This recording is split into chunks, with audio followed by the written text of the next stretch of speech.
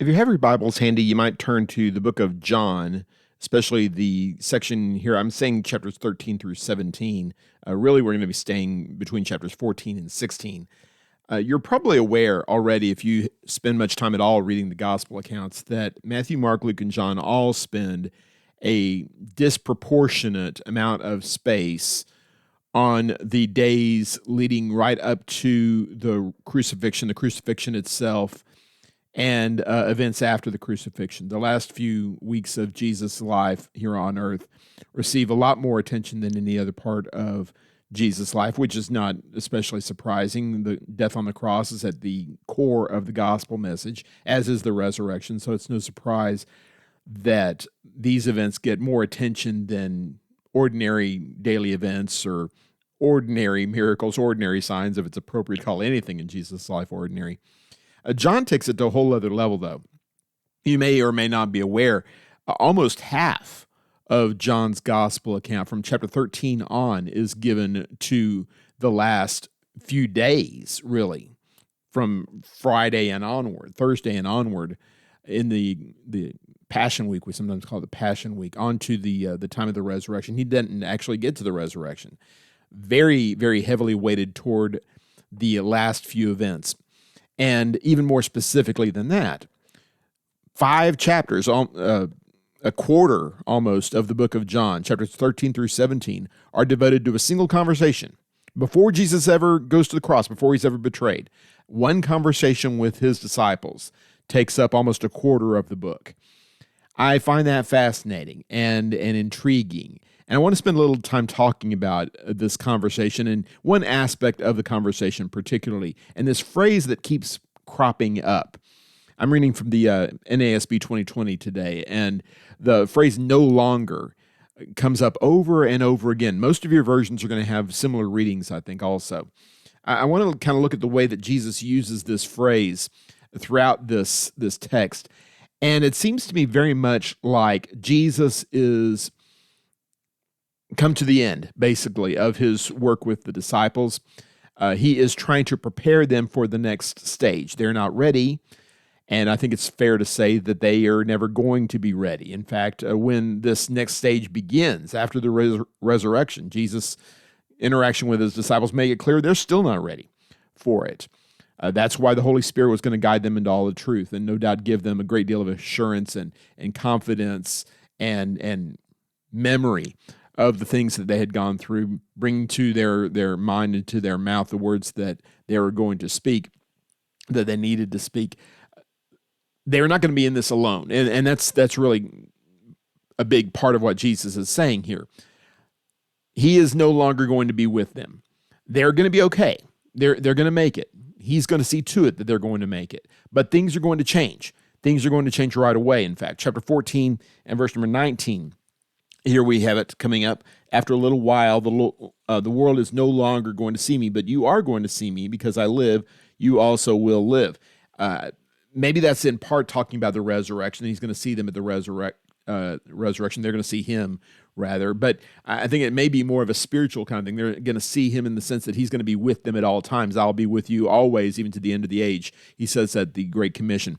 Similar language in chapter 16, verse number 10, regarding righteousness, because I'm going to the Father, and you are no longer are going to see me. Chapter verse 16 also, a little while, and you no longer are going to see me, and again a little while, and you will see me.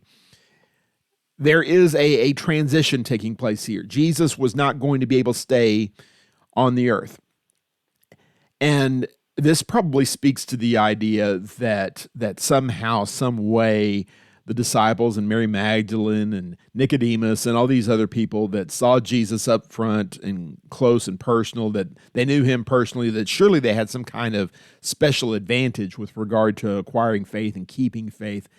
That makes a lot of sense to me. I would certainly assume that were the case if the Bible didn't tell me over and over again that it's not the case, and show us examples from Jesus' own life, his own ministry, his own disciples, for that matter, that faith was very difficult to build in these moments. It's not a matter of how much physical proximity you had to Jesus in the flesh.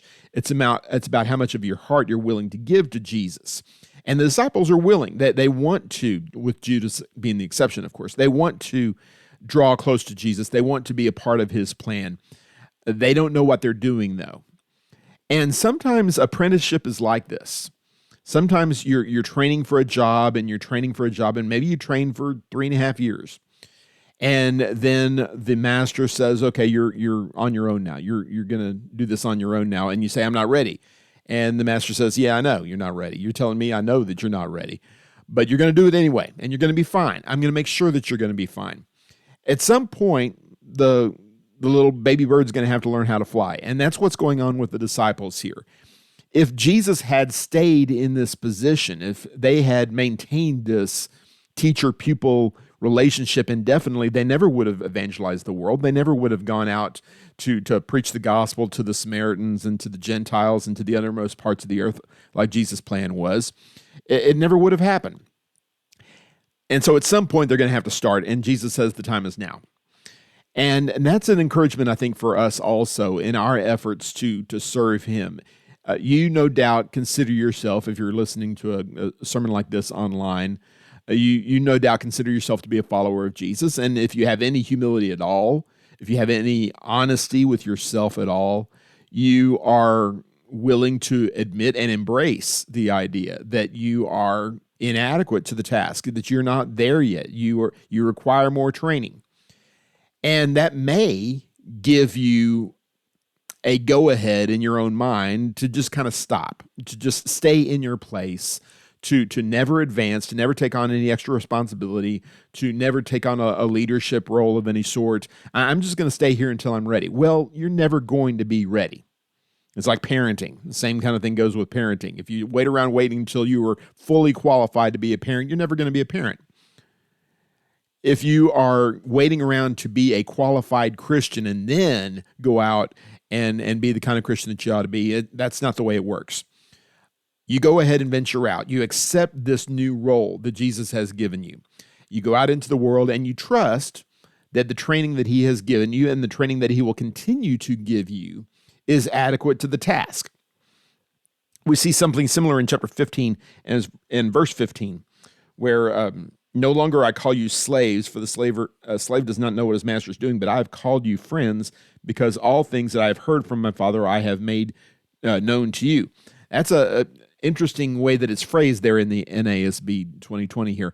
I don't call you slaves anymore. Well, I never knew that Jesus called his disciples slaves. And I don't know, maybe he didn't. I don't know of any passage where he says you are my slaves or that he treated them as slaves. But I trust you understand that this is a metaphorical use of the word here. He's saying that their relationship is changing, that they are taking upon themselves as his apostles a special role.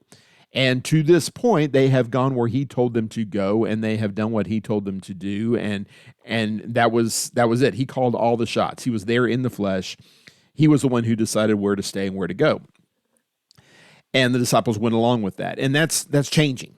From this point on, the disciples, the apostles, we generally term them here, the 12, they are going to be the ones who call the shots. They're going to be the one who say where to stay and where to go. And Jesus told them that. Remember after that great confession where Peter said, you're the Christ, the Son of God, Matthew 16 through 18. He tells them there that the apostles are what he's going to give them the keys to the kingdom, Peter in a particular role. And whatever is going to be bound on earth will have been bound in heaven. They are speaking on behalf of Jesus. They claim that authority themselves in their own epistles. John writes about that in all of his epistles, really. Peter in his epistles as well, especially 2 Peter chapter 1. These things that we speak are the words that were given to us. You need to listen to us because by listening to us, you're listening to Jesus. That's not the role that they had at this place. Not really, at least. There were a couple of times when they did venture out on their own and they spoke for Jesus on Jesus' behalf. But this is totally different. And again, and I don't doubt that they do not feel up to the task, even if they understood the task, which they don't. And it very well may be that time is going to change your relationship with Jesus also.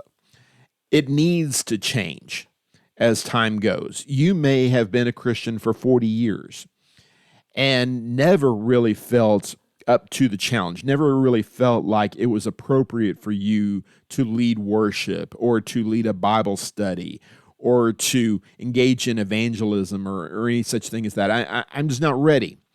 Well, I don't doubt that you are not ready. In fact, if you haven't made specific preparations in your life to get ready, I'll pretty much guarantee you're not ready. That doesn't mean you don't go anyway.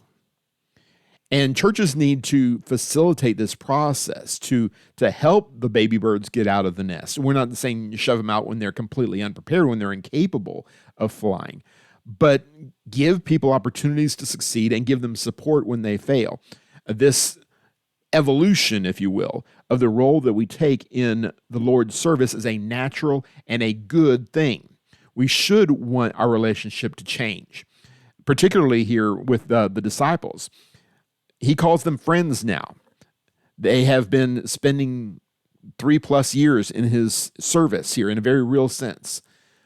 But it's not just him calling them his disciples or his followers or whatever. He considers them to be friends. And I think that this is a natural progression. I hope anyway, that in your walk with Christ, you come to realize more and more, not just the authoritarian relationship between the Lord and yourself, but also a loving relationship, a familial relationship between him and you. This is where Jesus wants you to be. If all you ever do is do what Jesus says do because he said do it and you're afraid of going to hell, if that's as far as your faith goes, you are leaving yourself short.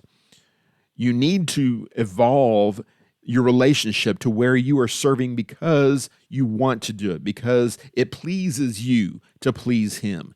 This is where the disciples are, hopefully at least, at this point, where Jesus wants them to be, where he is with them. That's where we need to be also.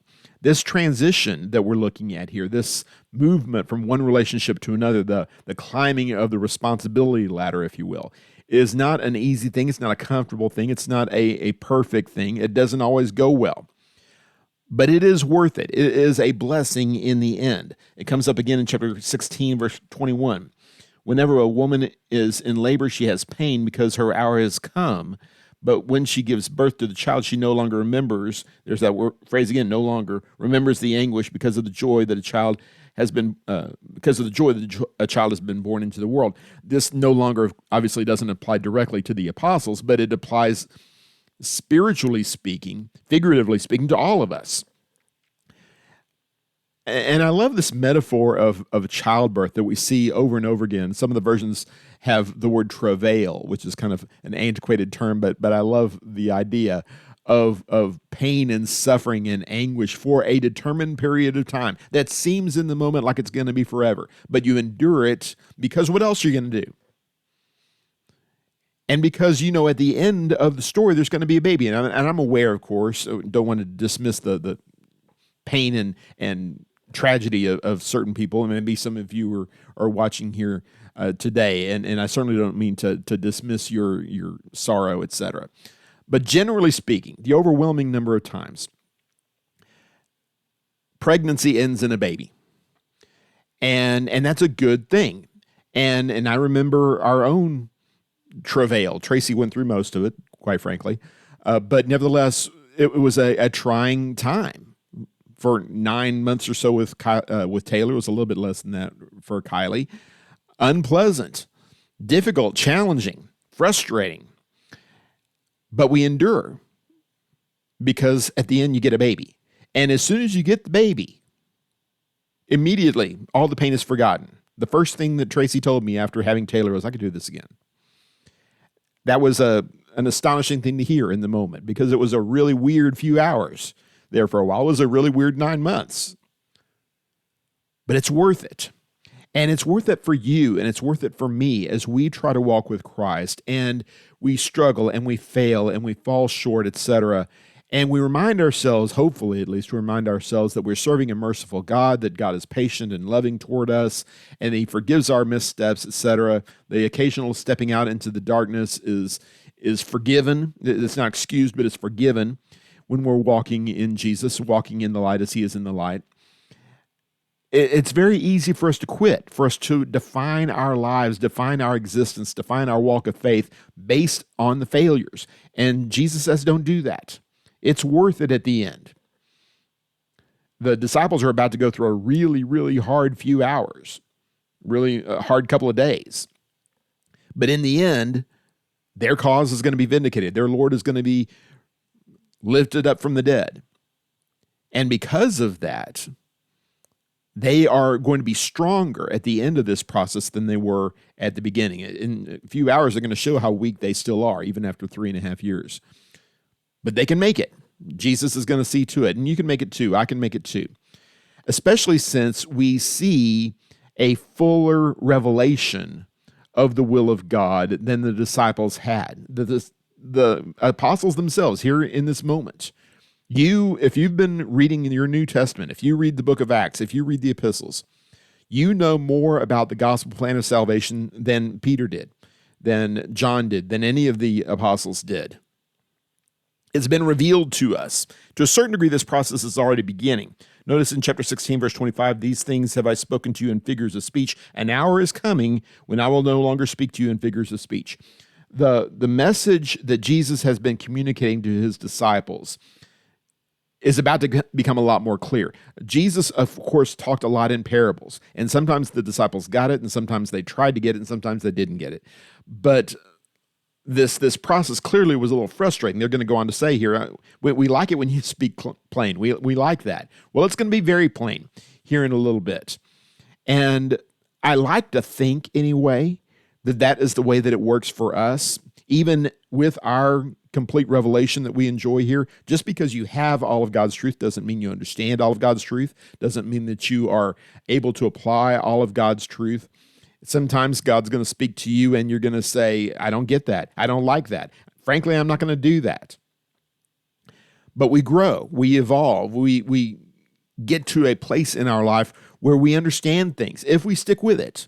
If we continue to study, if we continue to pray, if we continue to worship, we continue to draw near to Jesus, trust him as our Lord, trust that he is the guarantee of our salvation through the Spirit, that we can make it.